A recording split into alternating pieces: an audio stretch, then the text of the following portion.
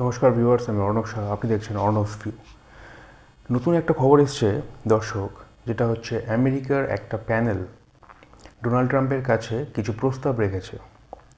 এই প্রস্তাবটা কি? প্রস্তাব হচ্ছে ভারতের র, অর্থাৎ গোয়েন্দা সংস্থা র, এবং আরএসএস, রাষ্ট্রীয় স্বয়ংসেবক সমিতি, এই যে অর্গানাইজেশন দুটোকে ব্যান করবে আমেরিকা। এখনও ব্যান করেনি, তার প্রস্তাব কিন্তু ডোনাল্ড ট্রাম্পের টেবিলে পড়েছে। অর্থাৎ একটা জিনিস আপনি ভাবুন, একটা দেশের মধ্যে কি চলছে না চলছে, সেই দেশের একটা সার্বভৌমত্ব আছে, ঠিক আছে? সেই দেশটা একটা গণতান্ত্রিক দেশ। সেই দেশের ওপর প্রেশার ক্রিয়েট করার জন্য কয়েকদিন আগে আমরা ট্রেড ডিল সম্পর্কে দেখেছি। ট্রেড ডিল মোটামুটি এখন ট্রেড ডিল ঠান্ডা হয়ে গেছে। ট্রেড ডিল নিয়ে আর কারোর কিছু বলার নেই। এখন নতুন ইন্ডিয়ার এগেনস্টে প্রেশার ক্রিয়েট করার জায়গা হচ্ছে ভারতের র এবং আরএসএসকে ব্যান করতে হবে। আপনারা যারা ভারতীয় রয়েছেন, আরএসএস এবং র দুটো সম্পর্কেই অনেক কিছুই জানেন। এবার আমেরিকার বক্তব্য হচ্ছে এই যে র আর আরএসএস রয়েছে, তাদের উপর স্যাংশন লাগানোর মানে কীভাবে স্যাংশনটা লাগাবে? ভারতে এসে তো সম্ভব নয় তাদের উপর স্যাংশন লাগানো। তারা বলে দেবে যে এটা স্যাংশন, সুতরাং ভারতে এটা ইল্লিগাল, এবং এই দুটো সংস্থার যত পরিমাণ সম্পত্তি রয়েছে বিদেশের অ্যাকাউন্টে, মানে আমেরিকান অ্যাকাউন্টে, সেই টোটাল অ্যামাউন্টটাকে ফ্রিজ করে দেওয়া হবে, যেটা রাশিয়া এবং ইউক্রেনের যুদ্ধ চলাকালীন সময় আমেরিকা রাশিয়ার সাথে করেছিল, যে তাদের পুরো অ্যাসেটটাকে ফ্রিজ করে দিয়েছিল, সেটা আপনারা সবাই জানেন। তো এক্ষেত্রেও কিন্তু সেই ঘটনাটা ঘটানো হবে। এবং এটার কারণটা কি? হঠাৎ করে কেন মনে হলো যে হঠাৎ করে আরএসএস এবং র খুব অপরাধী? কারণ তারা নাকি কোনো ডেটা থেকে হঠাৎ জানতে পেরেছে ভারতের সংখ্যালঘু সম্প্রদায়ের ওপর, মানে সংখ্যালঘু যারা রয়েছে তাদের ওপর নাকি খুব অত্যাচার করা হচ্ছে। তো সেখান থেকে তাদের মনে হয়েছে যে যে র এবং আরএসএসের ওপর যদি স্যাংশন লাগিয়ে দেওয়া যায়, তাহলে এটা অনেকটা কমতে পারে। যেখানে জৈন, শিখ, পার্সি এর মতো ছোট ছোট সম্প্রদায়ের মানুষ ভারতে রয়েছে এবং তারা বেশ ফ্লারিশ করছে, সেই জায়গায় কেন দাঁড়িয়ে তাদের মনে হচ্ছে যে ভারতের সংখ্যালঘু সম্প্রদায়ের ওপর কোনো রকমভাবে আঘাত আনা হচ্ছে, সেই জন্যই তাদেরকে ব্যান করা হবে? আমি জানি না। এটা টোটালটাই অ্যাকচুয়ালি ইন্টারন্যাশনাল পলিটিক্সের একটা পার্ট, এবং এর মাধ্যমে আমেরিকা ভারতকে একটা প্রেশার ক্রিয়েট করতে চাইছে ভারতের ওপর, যাতে এর এগেনস্টে যদি কোনো রকম কাজ থাকে তাহলে আমেরিকা যাতে সেটাকে হাসিল করতে পারে। এই জায়গা থেকে কিন্তু আমেরিকা এই কাজগুলো করছে।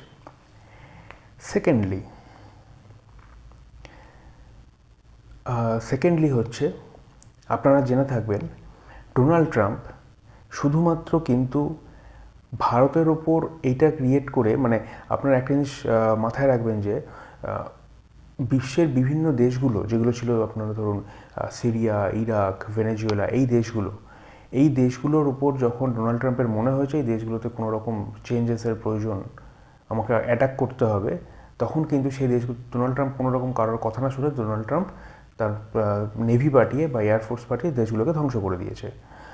ওটাকে ওয়ান কাইন্ড অফ ধ্বংসই বলা যায়। যে দেশের উপর আক্রমণ করে দেশের মানে লিডারকে সরিয়ে দেওয়া হয়, তাকে ধ্বংসই বলা যায়। তো ডোনাল্ড ট্রাম্প ভারতের এগেনস্টে কিন্তু এই ধরনের একটা প্ল্যান করছে, যাতে ভারতকে কোনোরকমভাবে একটা ফাঁদে ফেলা যায়।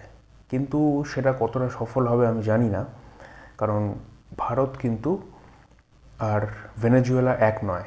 ভারত কিন্তু অনেক বড় দেশ, এবং আরএসএস হচ্ছে ভারতের একটা বুনিয়াদ বলতে পারেন। কারণ আরএসএসকে বাদ দিয়ে কোনো পার্টি কিন্তু টিকে থাকা সম্ভব নয়। কোনো পার্টি মিনস, বিশেষ করে আমাদের যে এখন রাষ্ট্রে মানে ক্ষমতায় রয়েছে, তা কিন্তু টিকে থাকা সম্ভব নয়। আরএসএসের কিন্তু একটা বড় ভূমিকা রয়েছে। এবার আপনারা অনেকে ভেবে থাকবেন যে আরএসএস হঠাৎ করে যদি ব্যান হয়ে যায় কী হবে না হবে, বা র যদি ব্যান হয়ে যায়।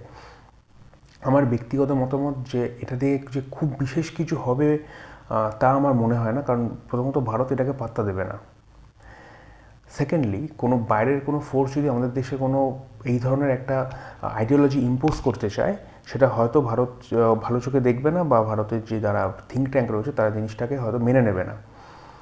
এবার আরেকটা কথা বলে রাখি, ভারতে কিন্তু আরএসএস কিন্তু এর আগেও, যখন ইন্দিরা গান্ধীর গভর্নমেন্ট ছিল এবং কংগ্রেস গভর্নমেন্ট ছিল, সেরকম সময় 3 থেকে 4 বার কিন্তু আরএসএসকে ব্যান করা হয়েছে অলরেডি। এবার একটা একটা আশ্চর্যজনক বিষয়, আমি দেশের কোনো অভ্যন্তরীণ বিষয় নিয়ে কোনো রকম ভিডিও কখনো বানাই না পলিটিক্সে, আপনারা জানেন। কিন্তু এক্ষেত্রে একটা জিনিস আমি বলতে বাধ্য হচ্ছি যে যখনই বাইরে থেকে কোনো শক্তি দেশের মধ্যে, ঠিক ভুল যাই হোক না কেন, দেশের মধ্যে কোনো ডিফারেন্স ক্রিয়েট করার চেষ্টা করছে বা প্রেশারাইজ করার চেষ্টা করছে, কংগ্রেস কিন্তু সবার আগে তাকে কিন্তু সাহায্য করার জন্য এগিয়ে এসছে। রাহুল গান্ধী তার একটা টুইটে জানিয়েছে আমেরিকার উচিত আরএসএসকে এবং রকে যত তাড়াতাড়ি সম্ভব ব্যান করে দেওয়া।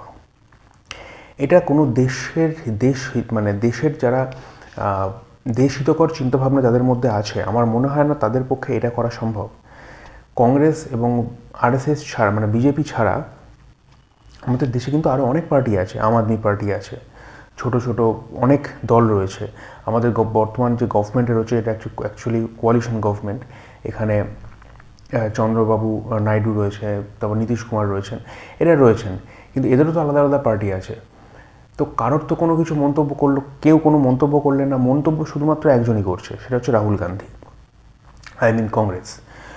এক্ষেত্রে তার দেশের দেশভক্তি কতটা, সেটা নিয়ে আমার মনে একটা সন্দেহ জাগায়।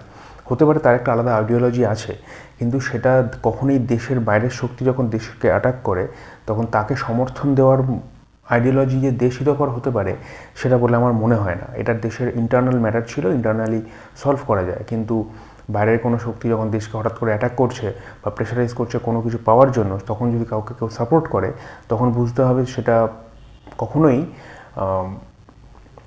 ঠিক নয়। কারণ দেশের মধ্যে থেকে এই জিনিসটা মেনে নেওয়া দেশবাসীর পক্ষে যেমন অসম্ভব, সেরকম দেশের দেশহিতকর চিন্তাধারক মানুষ হিসেবেও সেটা কিন্তু মেনে নেওয়া কিন্তু অসম্ভব। সুতরাং এটা নিয়ে এখন পর্যন্ত সবাই প্রস্তাবটা রাখা হচ্ছে ডোনাল্ড ট্রাম্পের কিন্তু টেবিলে। এখনও পর্যন্ত জানা যায়নি এগেনস্টে ডোনাল্ড ট্রাম্প কী স্টেটমেন্ট দেবে বা কোনো রকম কী স্টেপ নেবে। তো এইটা নিয়ে যখন কোনো রকম কোনো আপডেট আসবে সেটা নিয়ে সর্বপ্রথম হাজির হব আমি অর্ণব শাহ আপনাদের সামনে। এখন এই পর্যন্তই। জয় হিন্দ, জয় ভারত।